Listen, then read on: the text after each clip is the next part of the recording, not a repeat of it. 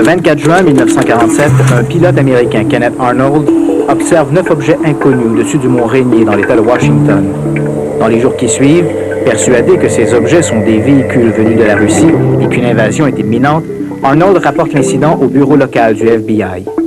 En décembre, devant le nombre croissant de ces manifestations, l'Air Force est officiellement chargée d'enquêter sur ces mystérieuses soucoupes volantes.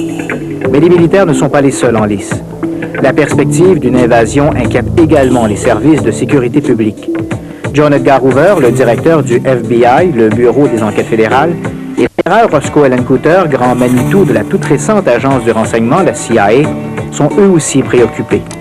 Le public ne découvrira toutefois leur véritable rôle qu'avec l'avènement, 30 ans plus tard, de la loi d'accès à l'information.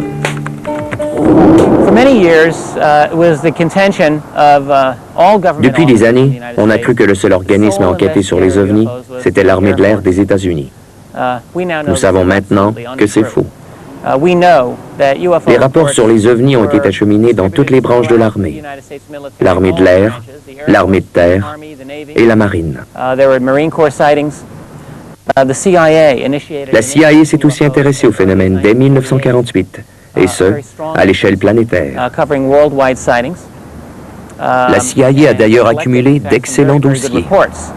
Le FBI a monté des dossiers sur les ovnis à partir de 1947.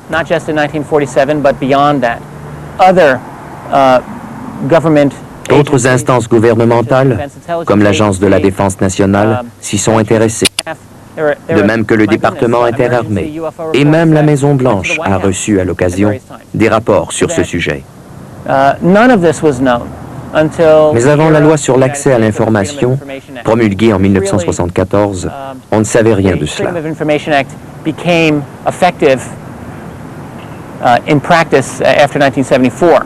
Les 10 premières années qui ont suivi la promulgation de cette loi ont été un âge d'or pour obtenir de l'information.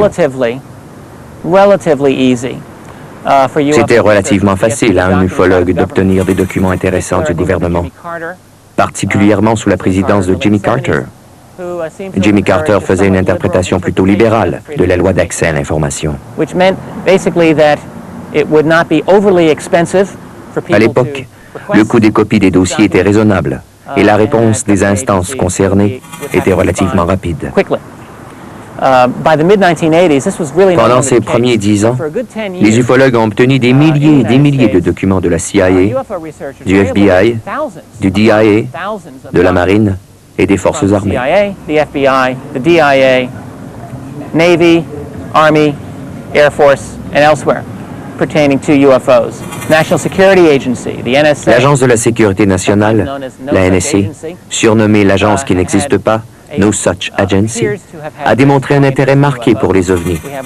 Ses premiers rapports remontent à quelques mois à peine après sa création, et cela même si officiellement, elle a toujours nié s'intéresser à ce sujet.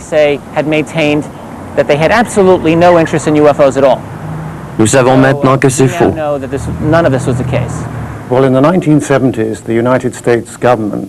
Suite à la promulgation de la loi de l'accès à l'information, dans les années 1970, le gouvernement américain a rendu public des milliers de pages portant sur les ovnis.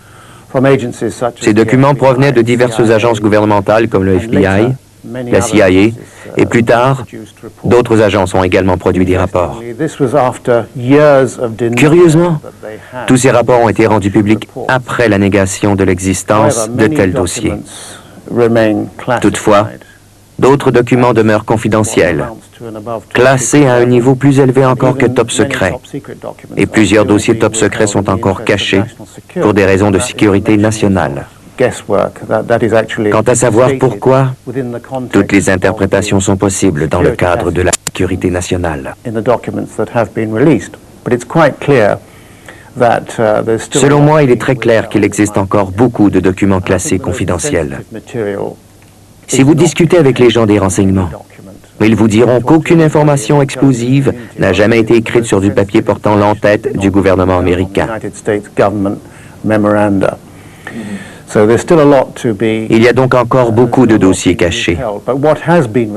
Mais les dossiers rendus publics démontrent clairement l'implication du gouvernement et le côté aléatoire dans l'interprétation de la classification des dossiers.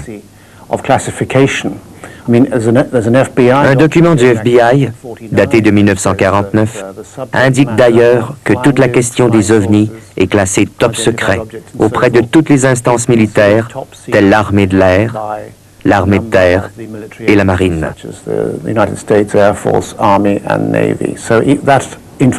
Déjà, cette information est très importante. La NSA a été amenée en Cour suprême en 1982 pour expliquer les raisons qui auraient justifié le refus de rendre publics certains dossiers.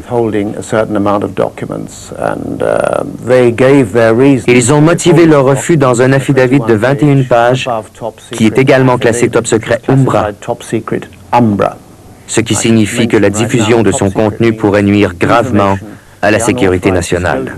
Nous parlons bien de documents menaçants pour la sécurité nationale, et de savoir que des dossiers portant sur les ovnis sont classés de cette manière est très significatif.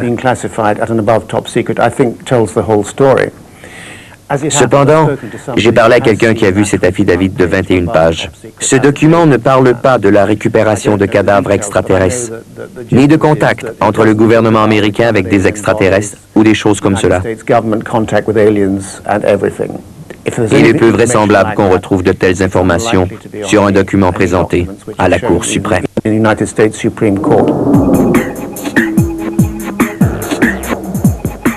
La lecture de ces documents nous apprend que la CIA voyait initialement dans le phénomène des ovnis une rumeur subversive.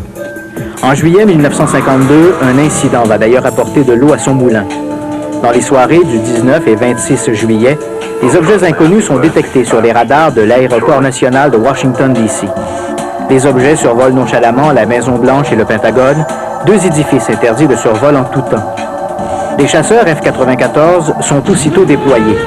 Hélas, les avions n'arriveront jamais à rejoindre les bolides beaucoup trop rapides. Pendant que dans les airs, la situation devient loufoque, au sol, les standards téléphoniques de la capitale sont littéralement paralysés par les appels de citoyens préoccupés. Une conséquence inattendue et pour le moins inquiétante pour la sécurité publique. Le 27 juillet, en conférence de presse, l'armée de l'air ne trouve rien de mieux à proposer que des inversions de température pour expliquer l'étrange invasion. Dans les officines de la CIA, par contre, le sujet prend des allures de crise nationale. Si les ennemis de l'Union avaient voulu paralyser les mesures d'urgence du pays, ils n'auraient pas agi autrement. La CIA demande une rencontre avec l'état-major pour faire le point sur ce problème des soucoupes volantes. Cette réunion, le panel Robertson, aura lieu en janvier 1953.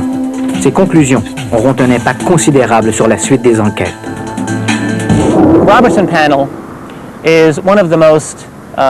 Le panel Robertson est l'un des plus importants moments de l'histoire des ovnis. Mais peu de gens saisissent toute l'importance. En 1952, la vague d'observation d'ovnis a atteint un paroxysme jamais égalé en termes de qualité et de quantité des observations. À cause de cela, l'armée de l'air américaine a tenu une conférence de presse en juillet 1952 où elle a affirmé qu'il s'agissait simplement d'un phénomène dû à des différences de température et à des conditions météo. Dans le public, cette explication a suffi. Mais dans l'univers des services secrets, les gens ont compris que ce n'était pas là une explication valable. À la fin de la présidence de Harry Truman, en janvier 1953, un comité scientifique composé de plusieurs prix Nobel a été commandité par la CIA pour faire une étude secrète sur les ovnis. On a appelé ce comité le panel Robertson à cause du nom de son directeur, H.P. Robertson. Nous savons maintenant que les conclusions du panel Robertson ont été écrites avant même que le groupe ne se réunisse.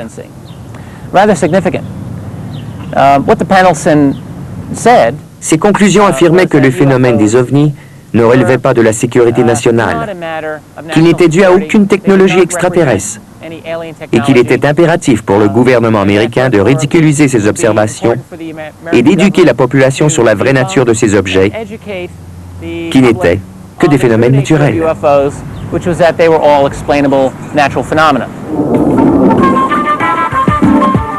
Au lendemain de la réunion du panel Robertson, il semble que le FBI, la CIA et même la NSA pour National Security Agency n'aient jamais cessé de s'intéresser aux ovnis. Cet intérêt était particulièrement manifeste lors des grandes périodes de tensions politiques comme la crise des missiles de Cuba en 1960. Pourquoi? Les agences partageaient-elles encore cette vision que les ovnis pouvaient être utilisés pour déstabiliser les pouvoirs en place? Étaient-elles au courant d'une réalité beaucoup plus exotique du phénomène? Les documents rendus publics ne donnent hélas que peu d'indications. Nous savons toutefois qu'un certain nombre d'observations classées non identifiées par le projet Blue Book, la commission d'enquête sur les ovnis parrainée par l'US Air Force entre 1952 et 1969, étaient en fait des vols d'essai d'avions espions de la CIA. La volonté de cacher au public américain l'existence de ces avions est-elle suffisante pour justifier l'intérêt des services secrets pour l'énigme des ovnis? Une chose par contre transpire de ces milliers de pages. Quelle qu'ait été la motivation première des agences de renseignement, il est clair qu'aucune d'elles n'a jamais entrepris la moindre recherche sérieuse pour découvrir la véritable nature des ovnis. Well, many people say that the federal government, the American CIA, Plusieurs disent que le gouvernement fédéral et ses différentes agences, la CIA, la NSA, ainsi que les agences canadiennes, ont toujours affiché sur la place publique un manque d'intérêt pour le sujet. Mais qu'en secret, ils s'y intéressaient. Il n'y a aucune évidence pour étayer cette affirmation. C'est plus un souhait de certains qu'une réalité.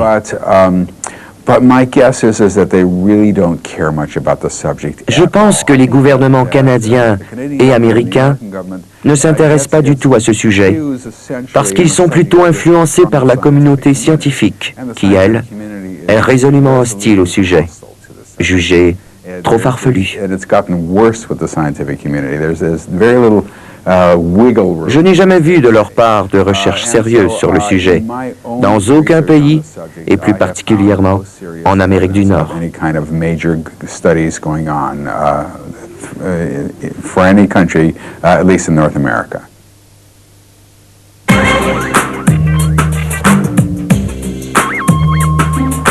Aux États-Unis, outre les agences gouvernementales, un autre organisme a souvent été associé aux ovnis, la NASA. À n'en croire plusieurs auteurs, tous les vols spatiaux auraient été accompagnés par des véhicules extraterrestres. Évidemment, la NASA imposerait un silence complet sur ces incidents.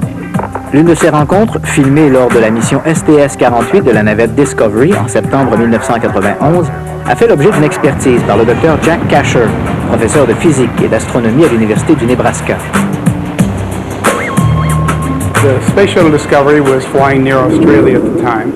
À l'époque, la navette spatiale Discovery survolait l'Australie et ses caméras de surveillance étaient braquées sur l'extérieur. Subitement, une lumière brillante est apparue à la droite de l'écran. Il y avait toute une série de lumières, mais celle-là était plus brillante que les autres. Et cette lumière s'est mise à se déplacer vers la gauche, jusqu'au moment où sont apparus, vers le bas de l'écran, à gauche, deux brefs éclairs lumineux. Et comme en réaction, l'objet s'est alors déplacé rapidement vers la droite. Tout de suite après, deux traces lumineuses sont apparues à l'image, l'une à l'endroit où l'objet se trouvait précédemment et l'autre ici. Il y avait aussi un deuxième objet qui est apparu. Il a réagi de la même façon, en remontant vers le haut de l'écran. Il y en avait d'autres, à droite, qui ont réagi de la même manière. Alors, vous avez plusieurs objets, deux éclairs lumineux, une réaction et des traînées lumineuses qui apparaissent là où ces objets étaient. La réponse de la NASA est assez rationnelle. Ils disent qu'il s'agit de particules de glace qui étaient près de la navette. Mais c'est vrai qu'il y a souvent des particules de glace au voisinage de la navette. Et ils affirment que les fusées automatiques de direction se sont allumées et que leurs gaz d'échappement ont repoussé ces particules. C'est ce qui est arrivé. Du moins, ça peut arriver. Et si vous regardez la bande vidéo sans trop y prendre garde, c'est une explication tout à fait plausible. Mais j'ai été beaucoup plus loin que ça. J'ai pris la bande vidéo et j'ai calculé la position relative des objets en fonction d'une échelle de temps. J'ai fait des graphiques et une étude scientifique attentive sur le déplacement de ces objets et sur leur réaction aux éclairs lumineux.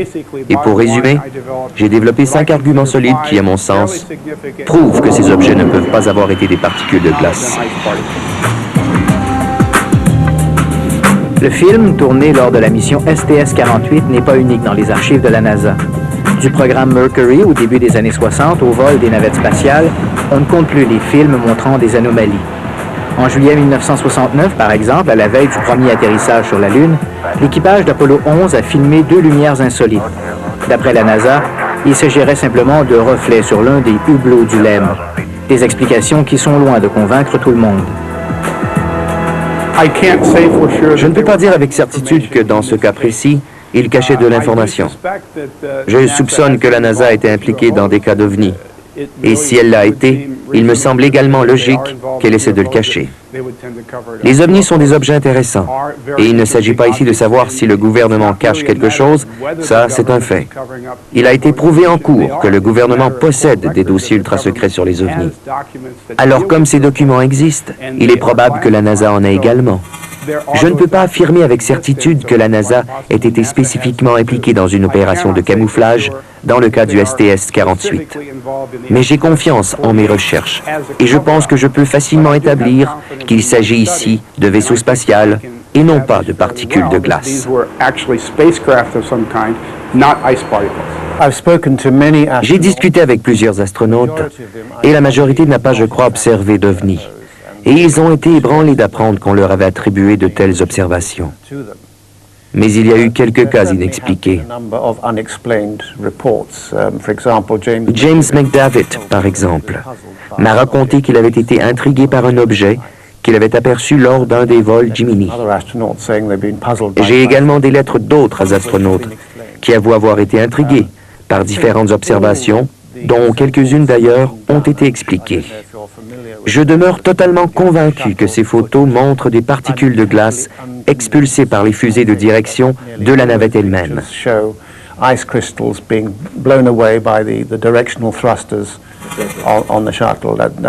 C'est un non-sens de penser que la NASA rendrait public des images d'OVNI. Ces objets ne ressemblent pas à des OVNI. Elles ne bougent pas comme des OVNI et selon moi, ne sont pas des ovnis.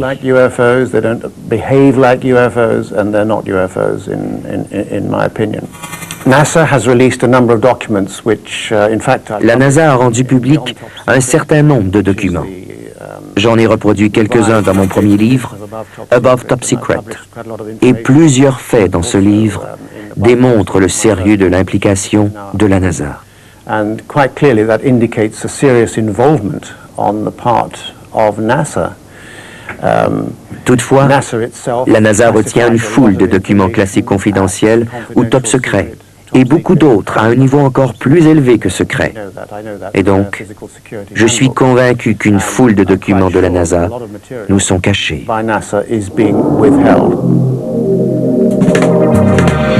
Au Canada, contrairement aux États-Unis, le sujet des ovnis n'a jamais réellement été pris en charge par les autorités civiles.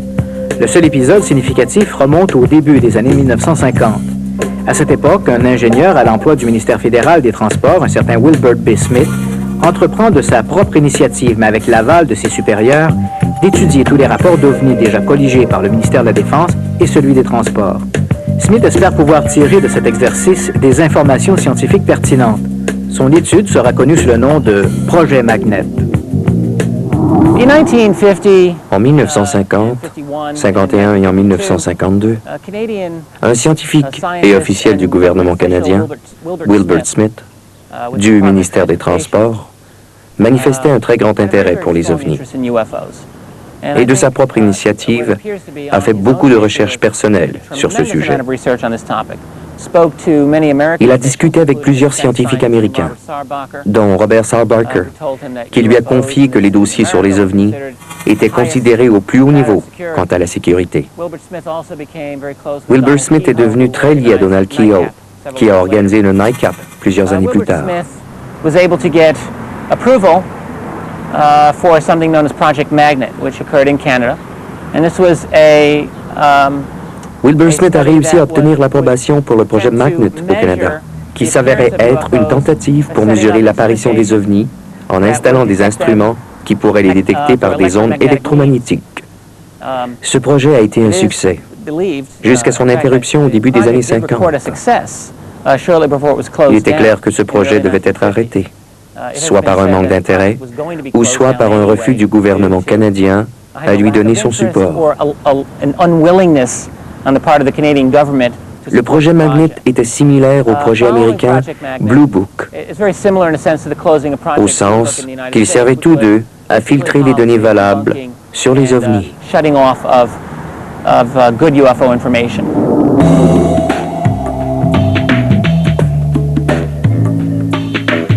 En 1954, anticipant les conclusions de Smith, qui ne cache pas être persuadé que les ovnis sont des engins interplanétaires, le ministère des Transports lui retire son appui. On lui demande de cesser toute activité dans le cadre du projet Magnet, trop publiquement associé au ministère fédéral. Smith met fin à son étude et remet ses conclusions. Comme on s'y attendait, l'ingénieur écrit que le phénomène est certainement extraterrestre.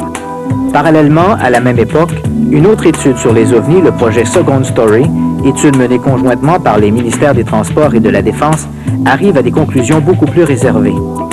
Après l'aventure du ministère des Transports, les ovnis vont se retrouver dans une sorte de no man's land. Le ministère des Transports n'en veut plus et la Défense juge inutile la collecte de ces rapports. En 1967, c'est le Conseil de recherche du Canada, via l'Institut d'astrophysique Herzberg d'Ottawa, de prendre le relais. Mais ces motivations n'ont pas grand-chose à voir avec les ovnis. L'Institut Herzberg était le centre d'études en géophysique et plus particulièrement en astronomie. Plusieurs personnes, dont le docteur Peter Millman, étudiaient comment l'observation de météorites aperçues dans le ciel pouvait amener leur découverte une fois tombées au sol. Pour ce faire, il a eu la collaboration de la Gendarmerie royale du Canada pour amasser les rapports d'observation de lumière inhabituelle dans le ciel, un rapport d'OVNI dans certains cas, et ensuite prendre les rapports de la GRC et les amener au Conseil de recherche nationale, qui était le centre d'archives de l'Institut Herzberg. Ces rapports étaient ensuite examinés pour voir si c'était des bolides ou des météorites qui auraient pu atterrir sur Terre.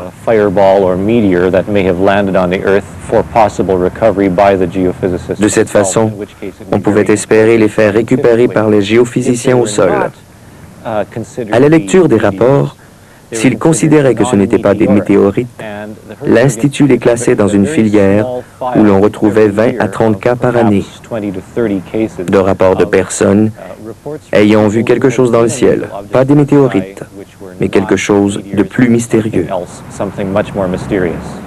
Le Conseil de recherche nationale n'était pas intéressé par les ovnis en tant que tels, mais plutôt par le fait qu'une observation d'ovnis puisse les conduire à la découverte d'une météorite au sol. Pour ce faire, ils devaient recueillir tous ces rapports. Ainsi, d'année en année, les dossiers se sont accumulés et ont été transférés aux Archives nationales du Canada, où ils peuvent être consultés par ceux que la question des ovnis intéresse.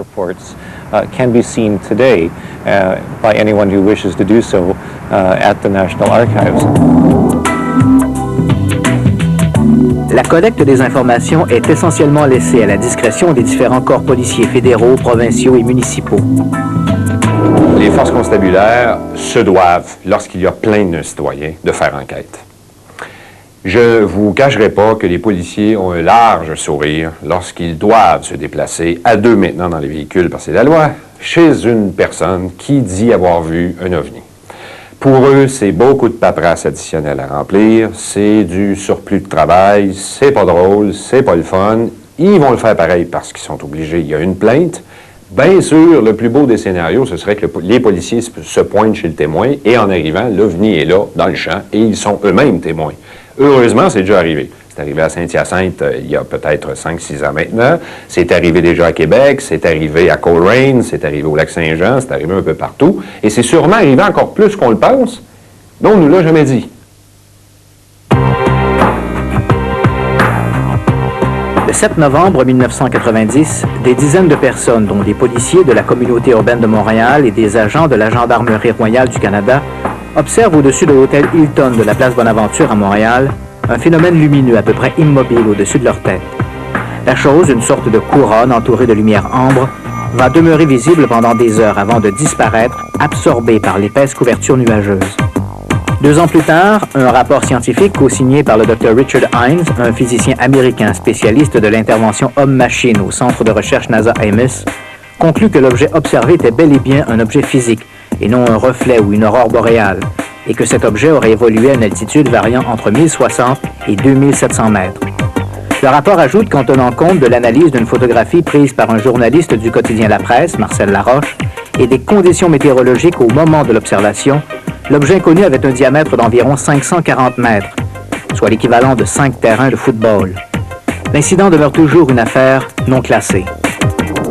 Dans le cas de l'OVNI de la place Bonaventure, plusieurs policiers ont été témoins de la scène. Mais existe-t-il des procédures particulières dans ce genre d'affaires? Si on parle de procédure en vertu des objets volants non identifiés, elle n'est pas différente que n'importe quel genre d'événement qu'on vit chez nous de façon quotidienne. Là. Comme ce n'est pas quelque chose qui arrive de façon régulière, on le traite de la même manière que n'importe quel genre d'événement qui nous arrive chez nous dans notre territoire. Je donne comme exemple, quelqu'un verrait, je ne sais pas, des lumières suspectes ou un objet suspect dans le ciel ou quelque chose qui viendrait de soit amérir ou atterrir sur un terrain ou dans l'eau. Bien, nous, c'est sûr qu'on va ouvrir dans un premier temps ce qu'on appelle une carte d'appel. On va colliger l'information dans cette carte d'appel-là. Notre préposé aux télécommunications, lui, va assigner un véhicule à cette carte-là. Un véhicule, on s'entend, c'est un véhicule de police identifié. Ce véhicule-là va, ni plus ni moins, confirmer l'événement. Ce sont mes yeux et mes oreilles. Les gens l'homme ou la femme, ou les hommes ou les femmes qui vont aller vérifier l'événement, ils vont rapporter l'événement au préposé de télécommunications qui a écrit la carte, et à moi aussi par extension ou par la même occasion. Or donc, on est dépendant du policier qui est sur les lieux. Lui, il va faire enquête sur ce qui s'est passé, une première ébauche d'enquête. Il va rencontrer des témoins. Il va aussi essayer de vérifier les éléments de preuve que ces gens-là lui ont soumis. Partant de là, lui, il prend une décision à savoir, bon, il va rapporter des faits, puis à partir de ce qu'il va nous donner, on va avoir une réaction quelconque, soit d'envoyer des spécialistes en identité judiciaire ou encore, si vraiment c'est fondé, on va y apporter du personnel de support, soit faire un périmètre ou encore du personnel de support d'enquête ou d'identification. Évidemment, si l'événement représente un danger pour la sécurité nationale, les autorités disposent de mécanismes administratifs leur permettant d'acheminer l'information à qui de droit. Dans le cas de l'OVNI de la place Bonaventure, un appel a été logé aux forces armées. Malheureusement, faute d'écho radar, les officiers de la base militaire de Trenton, en Ontario, responsables de la sécurité de tout l'est du territoire canadien, n'ont pas jugé bon de dépêcher des chasseurs. S'ils l'avaient fait, l'issue de cette affaire aurait certainement été différente. Si ce n'est pas fondé, on n'a pas à avertir quelqu'un, on n'avertira pas la GRC ou les forces armées canadiennes pour leur dire qu'on a eu un dossier non fondé. Ils ont pas mal de choses à fouetter, puis nous aussi, dans le fond. Mais si ça devenait fondé, oui, c'est sûr qu'on a, un organisme chez nous, je ne dirais pas un organisme, mais beaucoup plus une identité ou un bureau, si on veut, qui s'appelle la Direction de la protection du territoire. Ce sont eux qui ont les liens formels avec soit les forces armées canadiennes ou la Gendarmerie royale du Canada. Fait que si jamais, pour une raison, on trouverait qu'il y avait quelque chose de fondé, qu'il y avait matière en tête ou encore que les gens d'autres instances en soient informés, oui, la Direction de protection du territoire va faire ses devoirs, va aviser le corps fédéral ou encore aussi les forces armées canadiennes si la sécurité du pays en dépend, là, oui.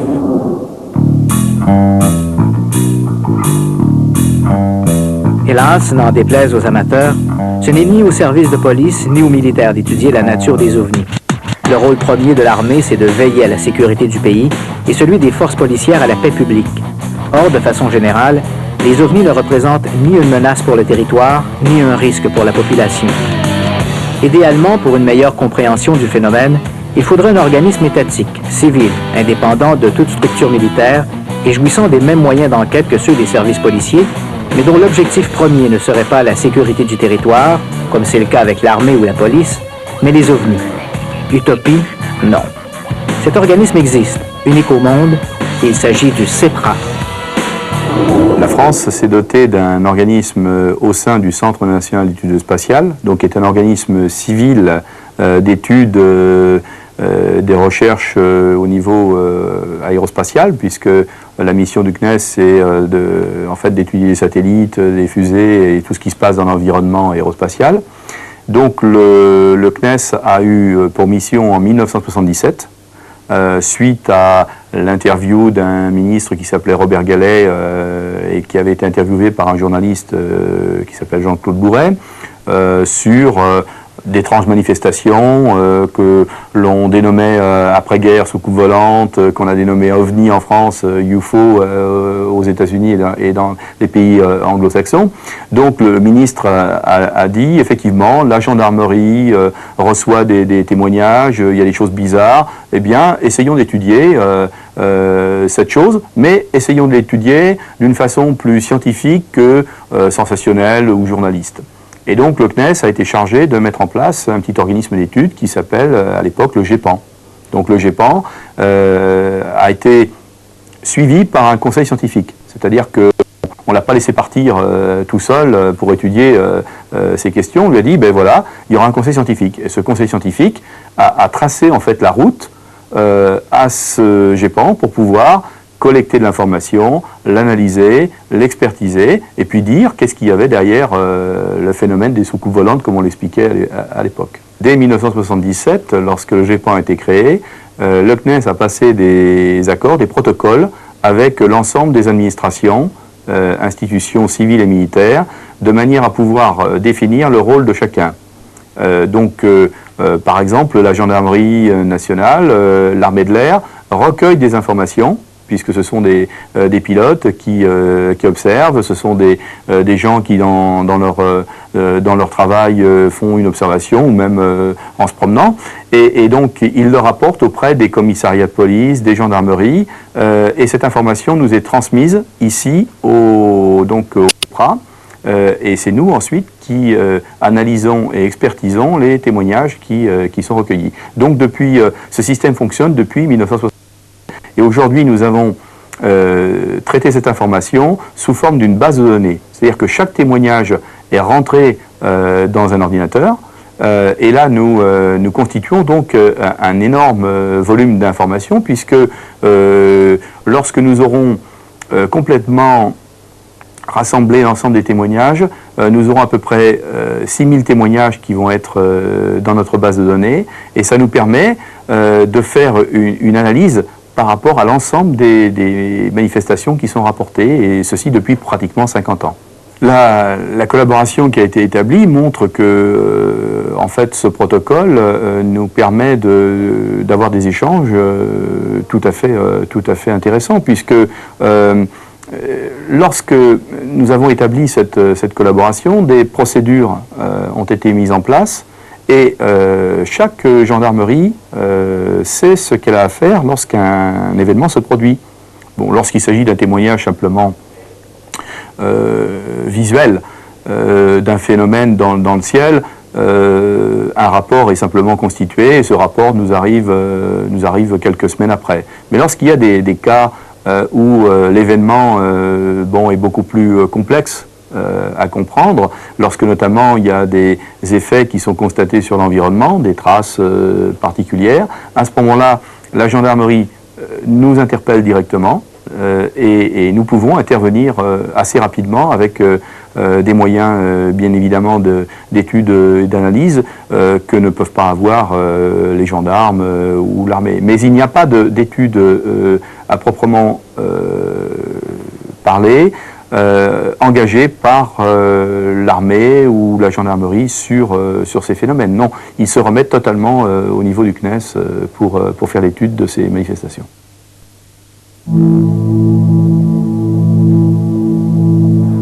Le 8 janvier 1981, à Trans-en-Provence, dans le Var, un homme s'affaire dans son jardin. Vers 17 h, son attention est attirée par un objet ovoïde et brillant qui descend du ciel et se pose brutalement sur un terre-plein situé en contrebas de sa maison. L'objet, qui semble fait d'un métal poli, a à peu près les dimensions d'une voiture compacte. Il ne présente aucune aspérité apparente permettant de l'assimiler à un quelconque aéronef. L'objet reste au sol quelques secondes, puis, en silence, décolle, passe entre les arbres et disparaît dans le ciel. Sur place, le témoin constate que le sol est marqué d'une trace en forme de couronne d'environ 2 mètres de diamètre. Dans les heures qui suivent, il informe la gendarmerie qui, à son tour, en informe le GEPAN, l'ancêtre du CEPRA. Les analyses effectuées sur le terrain mettront à jour des anomalies tant au niveau du sol qu'au niveau des végétaux. Aucune explication satisfaisante n'a jamais été apportée à l'incident, qui demeure une affaire non classée.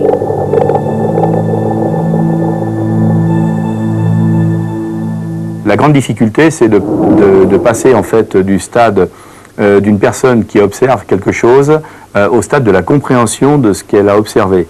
Et donc, tout au long en fait, de l'information qui a été captée par le témoin jusqu'au moment où nous, on essaye d'apporter une réponse, il y a une perte considérable d'informations qui se produit. Donc il faut essayer, au travers de tout ça, d'arriver à quelque chose d'assez compréhensible. Alors, que représentent ces phénomènes globalement ? On peut dire qu'elles représentent aujourd'hui, depuis les années 50 jusqu'à aujourd'hui, environ 12% des cas qui demeurent inexpliqués. Alors ces 12% de cas inexpliqués, ils représentent quoi ? Eh bien, ils représentent toute une variété de phénomènes aux caractéristiques physiques et évolutives tout à fait particulières. Ça peut être par exemple des trajectoires en zigzag, en feuilles mortes, ça peut être des phénomènes qui se déplacent silencieusement et qui vont par exemple provoquer des interruptions de lumière lorsque quelqu'un est en voiture et qu'il va croiser une manifestation. Ça peut être des gens qui observent des formes proches du sol et qui vont ensuite disparaître dans l'atmosphère. Donc c'est tout un ensemble d'événements que nous ne pouvons pas assimiler à des phénomènes connus.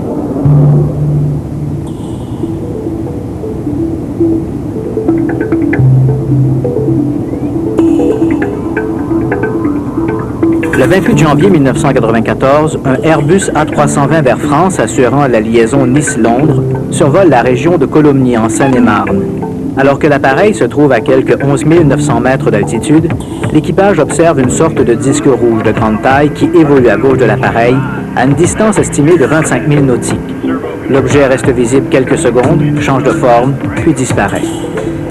Au même moment, les contrôleurs du centre d'opération de la défense aérienne de Taverny, qui assure la couverture radar de la région, voient apparaître sur leurs écrans un écho non identifié qui croise la trajectoire du vol 3532 d'Air France avant de disparaître. Aussi exceptionnelle soit-elle, la rencontre du Airbus d'Air France n'est pas unique. Chaque année, les agences qui assurent la sécurité dans les transports aériens, supervisées pour la plupart par l'OACI, l'Organisation internationale de l'aviation civile, doivent composer avec de tels incidents. Ces rencontres inexpliquées font rarement l'objet d'une publicité tapageuse. Pourtant, dans bien des cas et à leur insu, la sécurité des passagers a été menacée. Le 9 août 1997, un Boeing 737-300 de la Swissair faisant la liaison New York-Philadelphie évite de justesse un objet volant non identifié.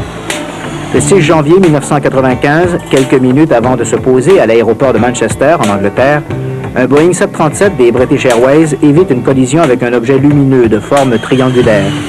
L'OVNI évolue en silence et échappe à toute détection radar. En août 1984, un appareil des Convair Airlines se pose en catastrophe à l'aéroport d'Ipswich, en Angleterre, après avoir heurté un engin volant non identifié. Le rapport des agents de l'aviation civile britannique mentionne que l'avion présentait des dommages importants à l'un de ses moteurs, à un hublot, à une partie de son fuselage, à un aileron et à des câbles hydrauliques. Dans tous ces cas, aucun organisme n'a été en mesure de fournir une explication rationnelle, pas plus les enquêteurs de l'aviation civile que Jean-Jacques Velasco du CEPRA. Alors la position du CEPRA par rapport à ces cas inexpliqués est la suivante. Nous avons des phénomènes qui ne répondent pas à des connaissances que nous avons aujourd'hui sur la possibilité de construire de tels objets. Donc si nous n'avons pas cette possibilité, ben, ça veut dire que ça vient d'ailleurs. Et si ça vient d'ailleurs, eh bien l'hypothèse, et uniquement l'hypothèse extraterrestre, demeure une hypothèse qui est vraisemblable, qui n'est pas vérifiable en tant que telle, parce que, bien évidemment, nous ne pouvons pas interpréter globalement ces phénomènes, mais c'est une hypothèse de travail sur laquelle des scientifiques peuvent tout à fait travailler. En France, on est dans une situation assez particulière, puisqu'en 1977, le CNES, le Centre spatial à Toulouse, a créé une cellule pour s'occuper des OVNI. Alors ça a été créé à l'initiative de Claude Poher, qui est un ingénieur qui est maintenant à la retraite, mais qui travaillait au département fusée-sonde, et qui s'intéressait au sujet, qui avait lu le rapport Condon, et qui, en lisant le rapport Condon, s'était dit le sujet doit être intéressant, si on a écrit 1000 pages pour le rejeter. et donc a lancé tout un tas d'enquêtes. Et ces enquêtes ont continué. Le GEPAN, je crois, en début des années 80, a été transformé en CEPRA, c'est-à-dire que le CNES a considéré que c'était plus la priorité, on va dire, ça n'a jamais été la priorité, mais disons qu'il y avait d'autres sujets qui les intéressaient plus. Et ce qui fait quand même, depuis l'époque, on a un groupe qui étudie les ovnis. Alors ce groupe a déclenché tout un tas de controverses, bien évidemment, puisque les ufologues, après, se sont demandé s'ils ne cachaient pas la vérité, un peu comme selon le même scénario où on accusait les Américains de cacher la vérité.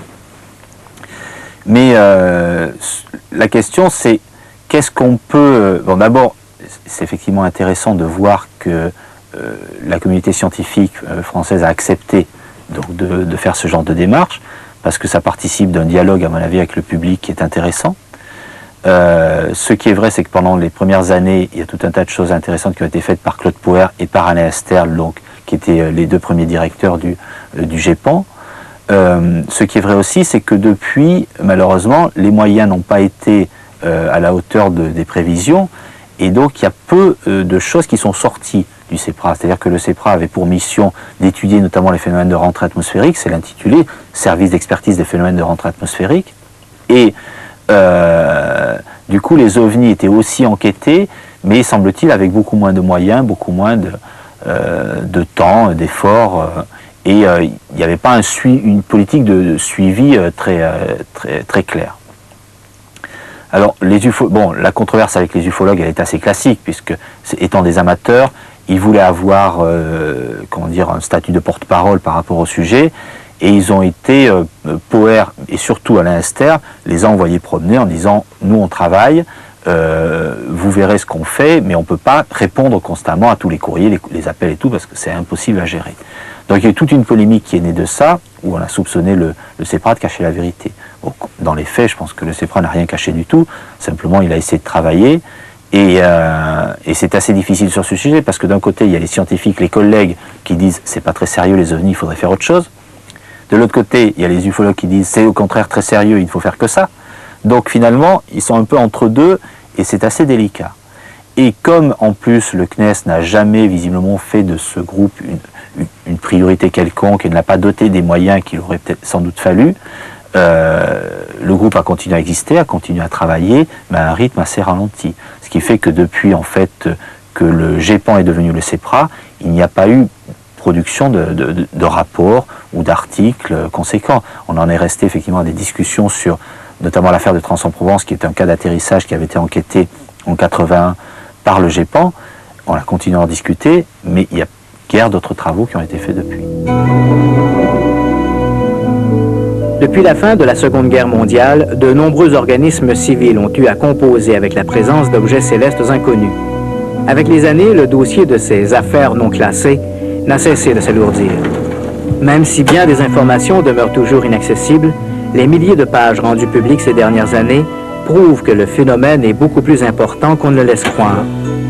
Pourtant, sur la place publique et dans les médias, sceptiques et partisans continuent de débattre de l'unique hypothèse extraterrestre. Les discussions seraient peut-être beaucoup plus fertiles si, au lieu de regarder uniquement l'étiquette, on étudiait les faits, sans préjugés. Pendant que les chiens aboient, la caravane passe.